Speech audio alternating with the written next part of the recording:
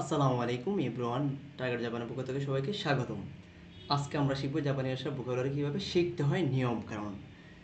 আপনি জাপানি ভাষার ভোকাবুলারি শিখলে তাহলে আপনি জাপানি ভাষার লিসেনিং ধরতে সহজ হবে, প্রশ্ন প্যাটার্ন বুঝতে সহজ হবে এবং কি ভালো মার্ক তুলতে সহজ হবে। জাপানি ভাষার মূলত মেইন হচ্ছে ভোকাবুলারি। যে যত ভোকাবুলারি জানবেন বেশি, সে তত কথা বলতে পারবে বেশি। তো আমরা সাধারণত যে পড়ে থাকি, যেমন ইংলিশ, উদাহরণস্বরূপ এখানে আই লেখা আছে, ধরেন এখানে আমি লিখে নিলাম আমি। আই অর্থ কি আমরা জানি আমি। আমরা পড়ি কীভাবে যে আই অর্থ আমি, আই অর্থ আমি, আই অর্থ আমি। কিন্তু আমরা টার্গেট হচ্ছে কি ইংলিশটা মুখস্থ করে, কিন্তু আমরা পড়তেছি আই অর্থ আমি, আই অর্থ আমি। তখন আমাদের মনোযোগটা পড়ে আমিতে। আর যখন আপনি একটু উল্টা পড়বেন যে আমির ইংরেজি আই, তখন আপনার মনোযোগটা পড়বে আইয়ে।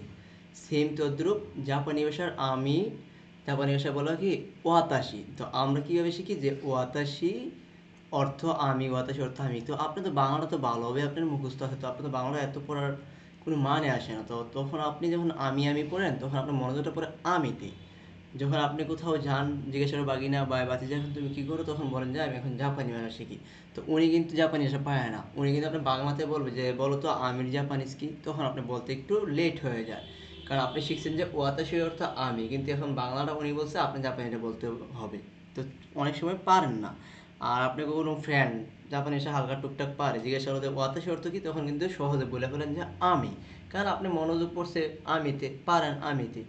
তো আমরা পড়বো আছে একটু ব্যতিক্রমভাবে, যে আমির জাপানিজ ওয়াতাশি ওয়াতাশি ওয়াতাশি। একবার পড়বেন আমি, তিনবার পড়বেন ওয়াতাশি, উল্টা।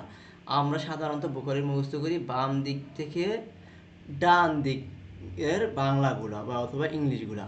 তো আমরা আজকে শিখব একটু ভিন্ন নিয়মে। আমরা বাম দিকে যেমন আই অর্থ আমি, আমরা শিখবো ওয়াতাশি ওয়াতাশি ওয়াতাশি ওয়াতাশি যাচ্ছি, মানে আমরা উই। হ্যাঁ আমরা, এটা কি বাংলাতে, আর আমরা জাপানিজ কি ওয়াতাশি যাচ্ছি ওয়াতাশি যাচ্ছি আপনি, বা ইউ, ইউর জাপানিজ আনাতা আনাতা আনাতা, এইভাবে মুখস্থ করবো। তাহলে আমরা সহজে জাপানিজ ভোকাবুলারিটা শিখতে পারবো। আর আমরা বলি vocabulary sir 1 lesson 2 lesson 3 lesson বা 5 লেসনে গেলে পেছনেগুলো আবার মনে থাকে না। আসলে মনে থাকবে কীভাবে, আপনি যদি পড়ার প্যাটার্নটাই না জানেন। আর পড়া শেখার শুরুতে যার যার ধর্মীয় নিয়ম আছে, যে ধর্মেরই হন না কেন, আমরা সৃষ্টির সেরা জীব মানুষ, সবসময় আল্লাহ তাআলার শুকরিয়া জ্ঞাপন করব, যিনি আমাকে চোখে দেখার, কানে শোনার, এমনকি মাথার ব্রেন সুস্থ রেখেছেন, শেখার মতো একটা কি জ্ঞান দিয়েছেন, ব্রেন দিয়েছেন। সেই জন্য আল্লাহর কাছে সবসময় কি সৃষ্টিকর্তার কাছে শুকরিয়া জ্ঞাপন করবো যার যার ধর্মের অনুযায়ী।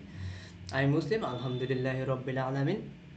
তো আমরা কি করব, পড়া শুরু করার আগে সবসময় একবার যার যার ধর্মের নিয়ম অনুসারে শুরু করবেন। যেমন আমাদের ধর্মে আউযু বিল্লাহি মিনাশ শাইতানির রাজিম, বিসমিল্লাহির রহমানির রহিম, রব্বি জিদনি ইলমা, রব্বি জিদনি ইলমা, রব্বি জিদনি ইলমা, তিনবার বলে বইটা ওপেন করবেন। মোটামুটি 2 ঘন্টা 3 ঘন্টা পড়াশোনা করছেন, এখন এতক্ষণ পড়াশোনার তৌফিক কে দিয়েছে? সৃষ্টিকর্তা দিয়েছে। সেই জন্য সৃষ্টিকর্তার কাছে কি শুকরিয়া জ্ঞাপন করতে হবে। আলহামদুলিল্লাহ রব্বিল আলামিন, আল্লাহ তাআলা তুমি আমাকে পড়ার বোঝার শক্তি দিয়েছো, দেখার স্মৃতিশক্তি দিয়েছো, দেখার জন্য কি তৌফিক দিয়েছো, সেই জন্য তোমার কাছে শুকরিয়া জ্ঞাপন করি। আর যেগুলো পড়ছি আল্লাহ তুমি আমাকে নলেজে রাখো, এগুলো যেন মনে থাকে আল্লাহ, তুমি সেই তৌফিক দিও। এমনকি আল্লাহ জাপানে যাওয়ার পথটাকে সহজ করে দিও, কারণ আপনি পড়লে পাশ করে যেতে পারবেন বিষয়টা এমন নয়। আল্লাহ তাআলা আপনার তকদিরে নসিবে রাখতে হবে। তো আমরা এইভাবে পড়তে হবে এবং কি আল্লাহকে স্মরণ করতে হবে।